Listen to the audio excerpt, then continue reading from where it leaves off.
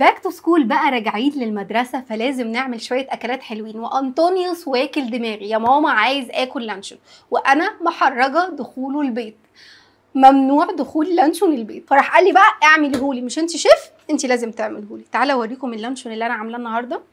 بصوا، لانشون فراخ مدخنه من غير جيلاتين، من غير بيض، من غير جبنه، من غير الحاجات الافتكاسات الكتيره اللي بتتحط، لا عاملينه. بصوا قوامه ممتاز، بصوا وطعم، وكمان عاملينه مدخن، حاجه كده خطيره. بصوا الحلويات.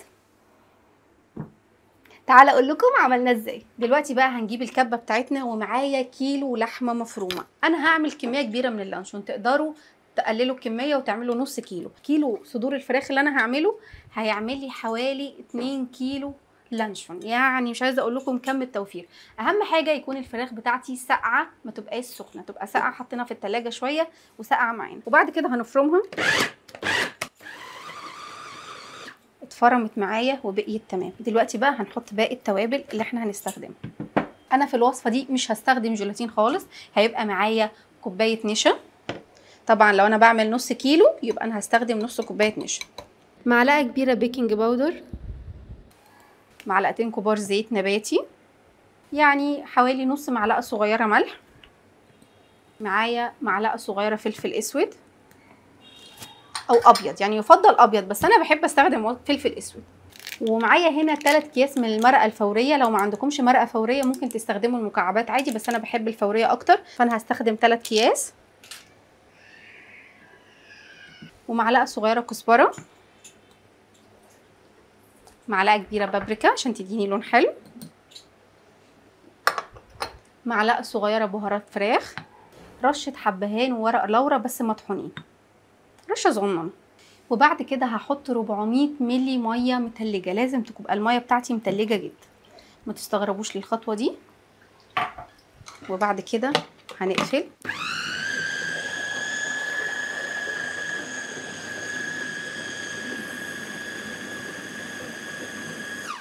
في الخطوه دي هضرب حوالي من 5 ل 6 دقايق. انا عايزه اضربها كويس جدا علشان المكونات معايا تتجانس وكمان تسمغ، لان انا حاطه نشا. بصوا معايا الخليط بالنسبه لي تقيل، انا عايزاه اخف من كده، فهزود 100 ملي ميه ساقعه تاني، يعني حوالي نص كوبايه. يعني انا كده استخدمت كوبايتين ميه كبار. بصوا يا حلوين، ده قوام اللانشون. بصوا انا طبعا ضربناها كويس جدا لغايه لما اتسمغت. مش عايزه اقول لكم كمان ريحتها حلوه قوي، وعملت معانا كميه كبيره. وهوزن لكم اللانشون بتاعنا بعد ما يخلص، واقول لكم كيلو صدور الفراخ عمل معانا قد ايه. وعلى فكره مش ممكن ما نستخدمش صدور بس، ممكن كمان نستخدم وراك مخليه، مفيش مشكله. هجيب الكيس الحراري وهجيب يعني نوع كويس، النوع اللي هو حلواني ده كويس، مقاس كبير، وهقسم الكميه على الاتنين. طبعا لو انا عامله نص كيلو نستخدم كيس واحد.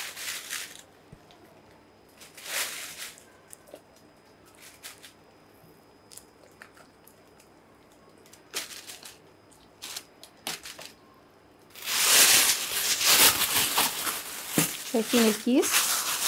طبعا انا استخدمت الكيس الكبير عشان لما اهو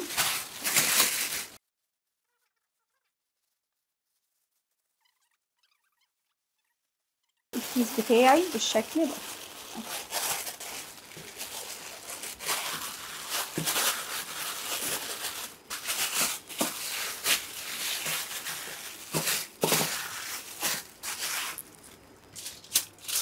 بعد كده بنجيب ورق ألمونيوم،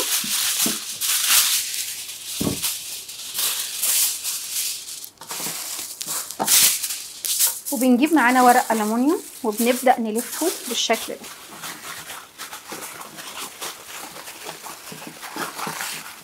اهو، ونقفلها زي البونبونات. لازم احطها في كذا ورقة ألمونيوم، يعني 2 ل 3.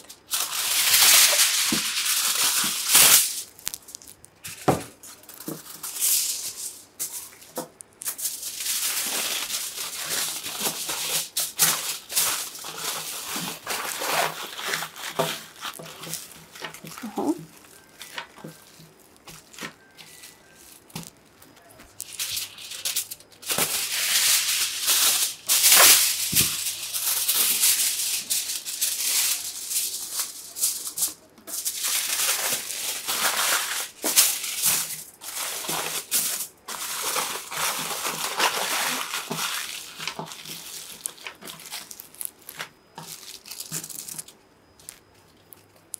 وعملناهم على شكل بونبونيه اهم بالشكل ده. طريقه التسويه، هنجيب صينيه ونحط عليها شبكه ونحط ميه مغليه. انا هسويها في الفرن على حمام ميه، وكمان ممكن نسويها في حله البخار العاديه، يعني نجيب مصفى ونحط فيها اللانشون بتاعنا ونحط تبقى تحت حمام ميه برضو ما فيش مشكله. انا بالنسبه لي كده تمام، وهحطها كده بالشكل ده.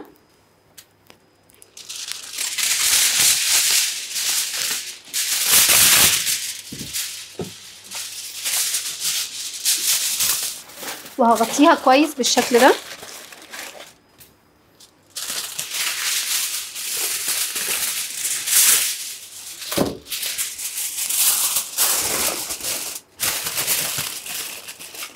دلوقتي بقى هروح ادخلها الفرن على درجه حراره 220 لمده ساعه. بعد نص ساعه من التسويه هفتح عليها واروح قلبه اللانشون بتاعي واسيبه نص ساعه كمان، يعني هو هياخد معايا في الفرن ساعه كامله. ولو مش عايزين تسووه في الفرن مفيش مشكله، حله ونحط فيها مصفى ونحط فيها اللانشون بتاعنا ونغطيه ونسيبه برده ساعه على النار وتكون الميه سخنه وبتغلي. هروح اسويه وارجع لكم تاني. ده شكل اللانشون بتاعنا بعد ما استوى وخد ساعه وسبته بارد خالص وحطيته في التلاجة. فتعالوا بقى ايه نتفرج على شكله.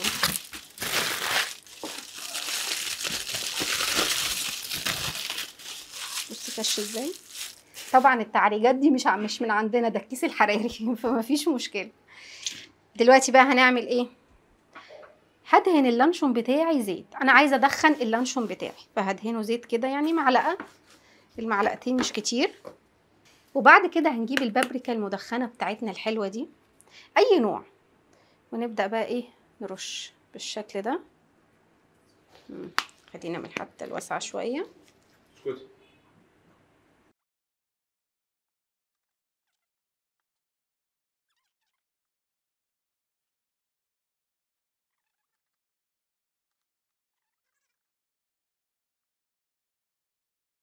وعلى فكره لو مش عايزين تدخنوه ممكن تستغنوا عن الخطوه دي، بس هي بتدي طعم وتست حلو قوي.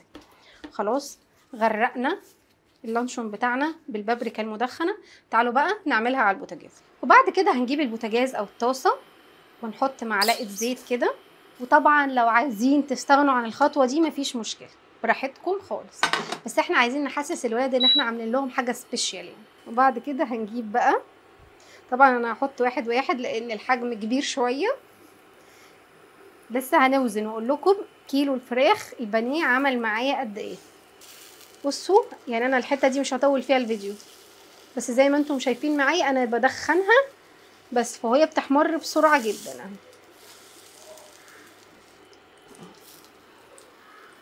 باينه اهي بدات تاخد لون.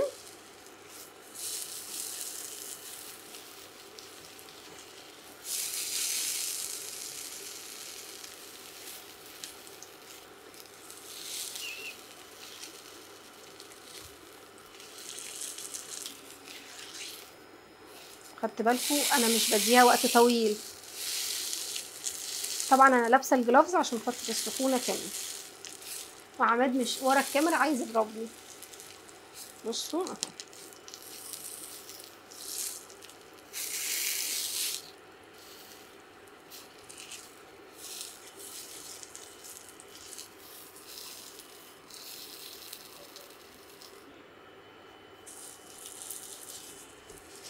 شايفين اللون حلو ازاي؟ خلصنا اول واحد، هنعمل التاني بنفس الطريقه. بصوا شايفين شكل اللانشون. تعالوا بقى نقطع شرايح واوريكم الحلويات. بتقطعي من جلدك يا حبيبتي؟ هي بتبقى شرايح رفنطوعه يا بنتي ده بتاع الناس، احنا نحبه كبيره، ده احنا عاملينه بيت يعني فراخ. لا بس يعني عشان خاطر ايه يبقى شكله زي الجاهز من بره، عشان العيال نخدع العيال. ايوه طب هاتي ندوق بقى. ويا سلام بقى لو حطيتوه في ورق فوم كده وغلفناه عشان يعني نقول لهم احنا جايبينه من بره. بس العيال ما بتدورش، العيال بتاكل بس. وريني بقى اما ادوق بقى. بصوا عايزه اوريكم القوام، مش مفتفت اهو، من غير جيلاتين، مش مفتفت. هتدوق انت ولا ادوق انا؟ دوق انت وانا ادوق. يلا دوق. هاتي واحده. هاتي واحده صغيره يا نرمين عشان الرجيم. كلهم زي بعض يا عماد. طب هاتي نص واحده خدي. خد يا نعمه. بصوا شايفين القوام من غير جيلاتين. حلوه التخنه اللي فيه. والتدخينه مدياله طعم حلو قوي. ما تيجي نوزن. ماشي حلو على فكره. هنصفر الميزان اهو واقول لكم ده وزنه قد ايه. بصوا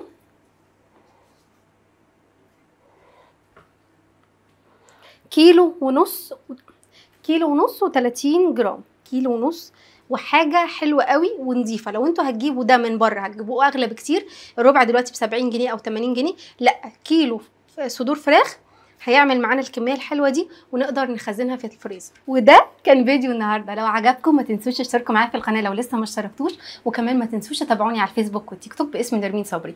ولو عايزين سلسله المدرسه دي تكتر، عايزين تفاعل بقى وشير كتير لاصحابكم، وجربوا الوصفه دي على ضمانتي وهتطلع مظبوطه بالملي. اشوفكم على الف خير. باي باي.